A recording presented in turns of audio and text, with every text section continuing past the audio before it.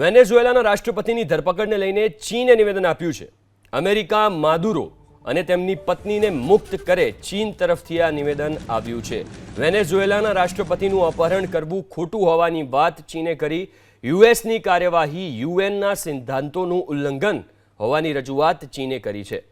તો વેનેઝુએલા અને અમેરિકાની વચ્ચે જે અત્યારે ટેન્શન ચાલી રહ્યું છે અને અમેરિકાએ વેનેઝુએલાના જે રાષ્ટ્રપતિ છે માદુરો એમનું અપહરણ કરી લીધું છે, તેમને અમેરિકા લાવવા માટે રવાના કરી દેવામાં આવ્યા અને અમેરિકા આવી પણ ગયા છે। એ પછી ચીને આ નિવેદન આપ્યું છે। ચીને કહ્યું છે કે વેનેઝુએલાના રાષ્ટ્રપતિનું અપહરણ કરવું એ ખોટું છે।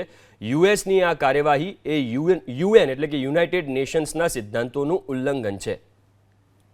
વેનેઝુએલાના રાષ્ટ્રપતિની ધરપકડને લઈને ચીને નિવેદન આપ્યું છે।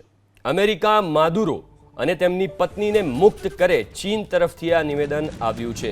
વેનેઝુએલાના રાષ્ટ્રપતિનું અપહરણ કરવું ખોટું હોવાની વાત ચીને કરી।